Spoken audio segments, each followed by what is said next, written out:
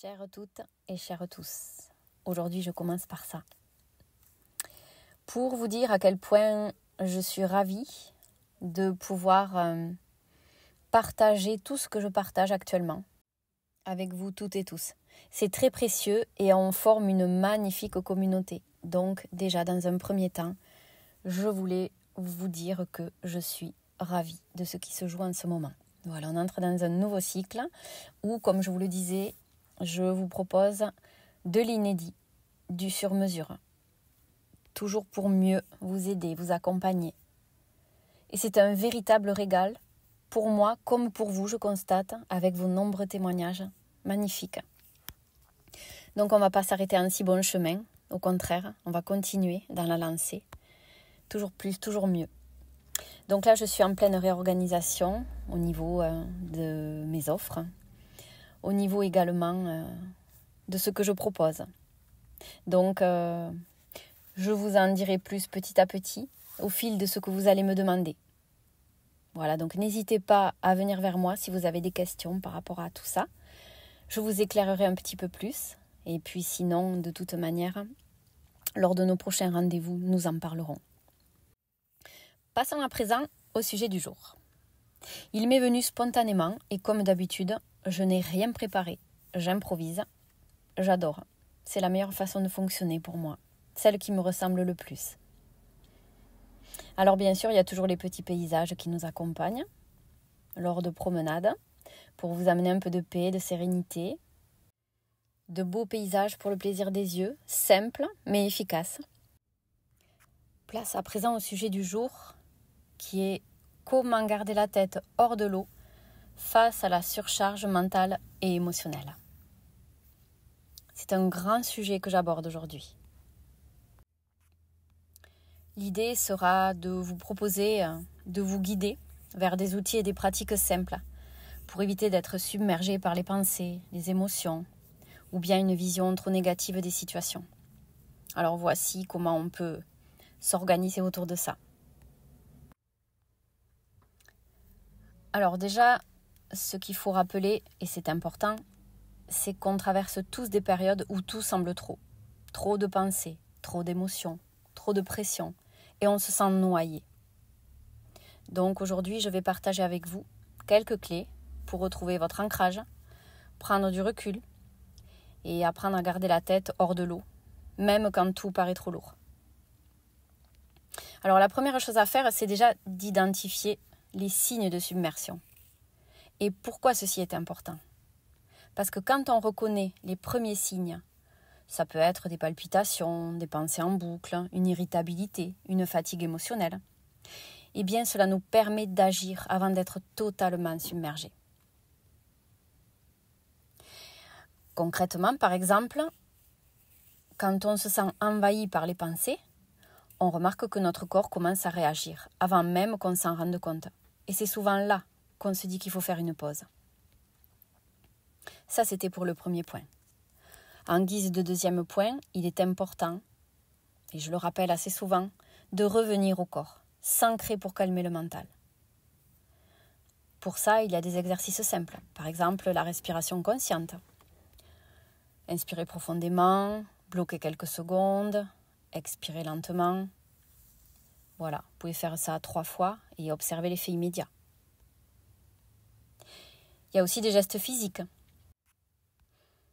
Un geste tout simple qui consiste à poser vos mains sur votre ventre ou sur votre cœur, là où ça résonne le plus pour vous, pour justement ramener votre attention à votre corps. Vous avez aussi la marche.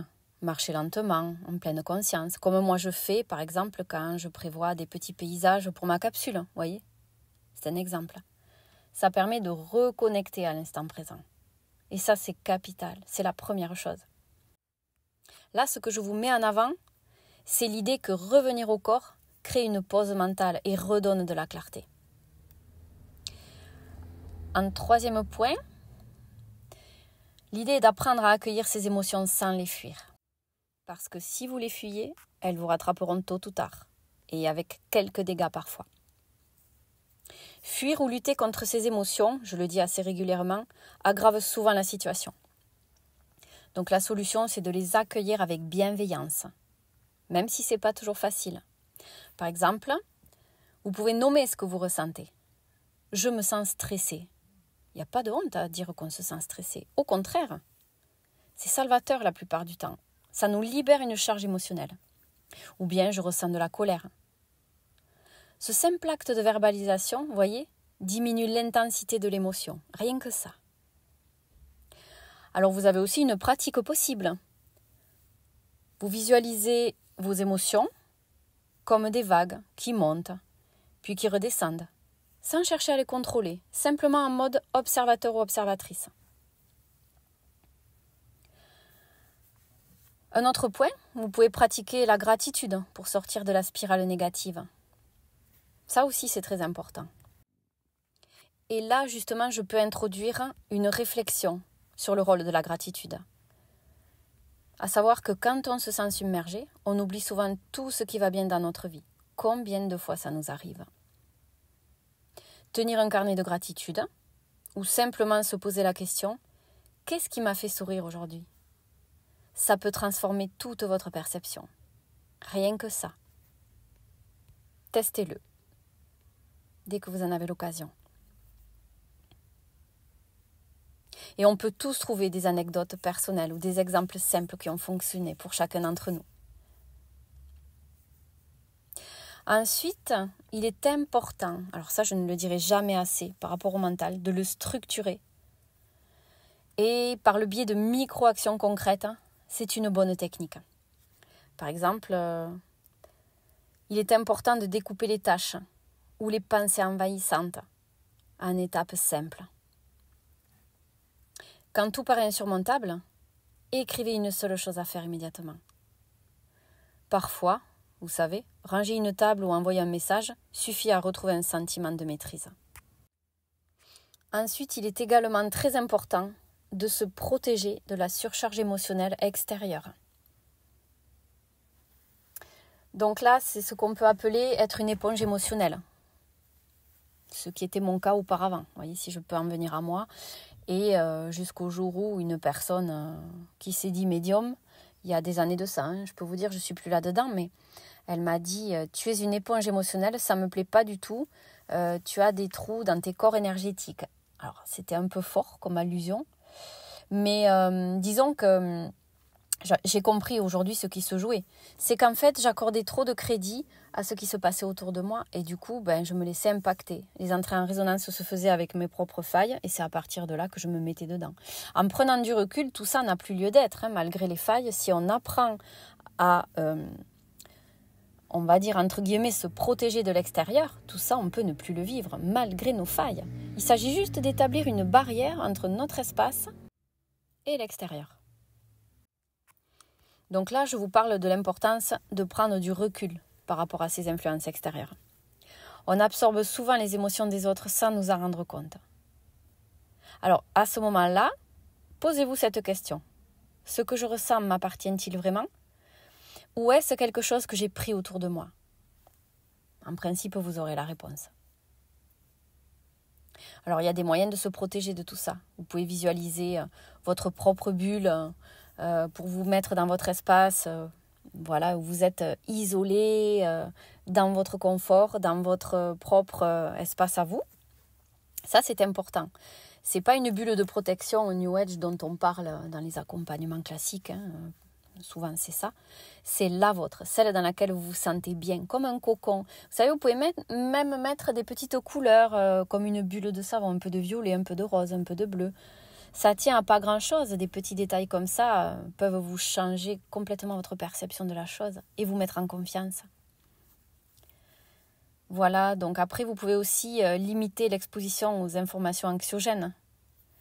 Ça aussi, BFM TV ou des chaînes comme ça qui s'orientent sur les problèmes du monde, ça peut avoir un impact très négatif. Et pour quelqu'un qui est déjà, qui a le moral dans les chaussettes ou qui est déjà assez submergé, ça va aggraver le cas, ça va aggraver sa situation. Ce qui est important aussi, c'est de vous autoriser à dire non. Vous avez le droit de dire non. Vous êtes légitime pour dire non. Vous ne devez rien à personne.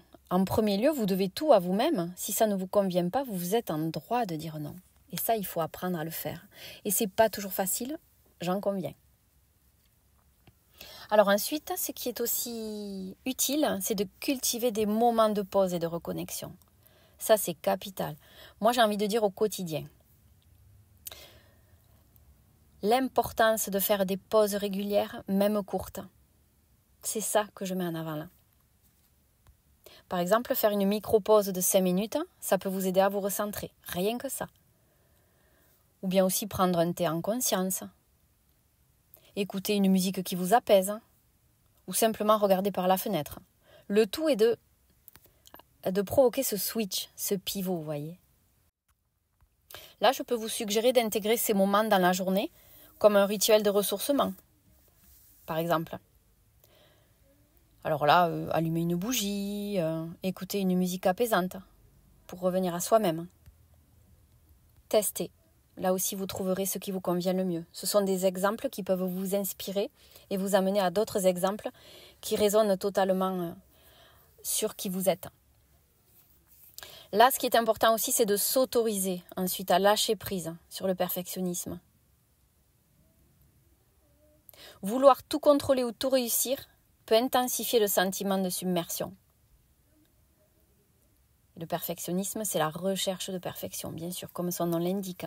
Et là, on se met une pression pas possible en voulant contrôler. C'est encore pire, on se sent encore plus submergé, encore moins à jour, encore plus avec une charge mentale insupportable, parfois.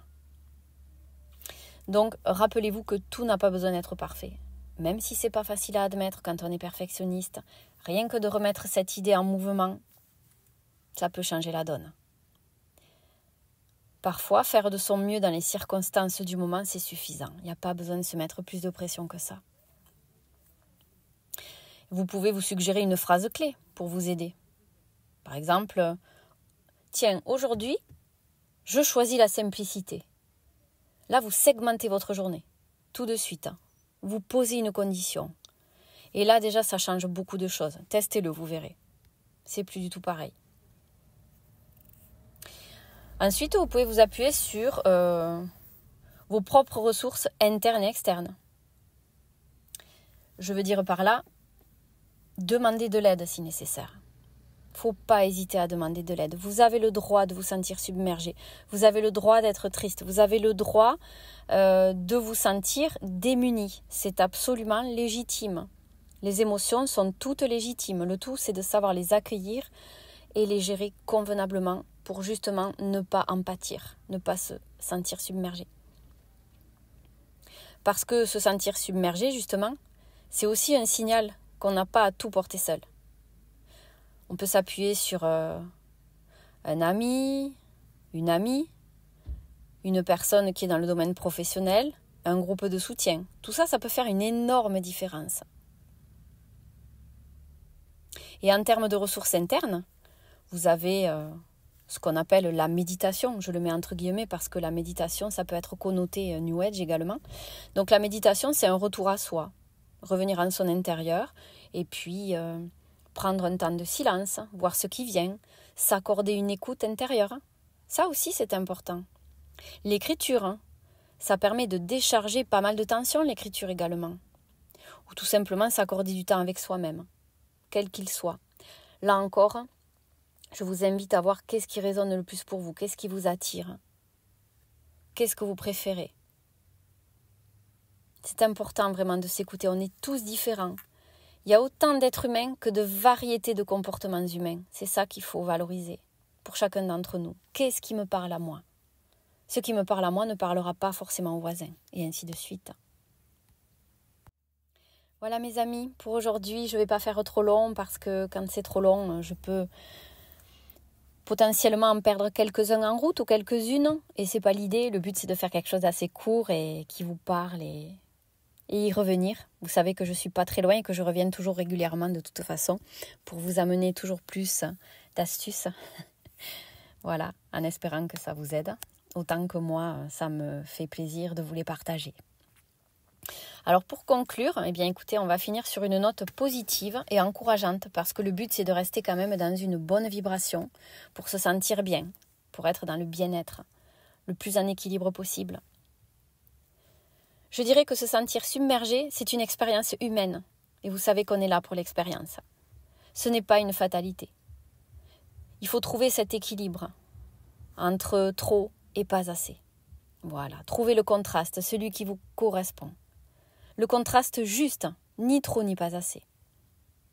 Et en apprenant à vous reconnecter à votre corps, à accueillir vos émotions, à faire des micro-pas, vous pouvez retrouver cet équilibre, trouver ou retrouver même.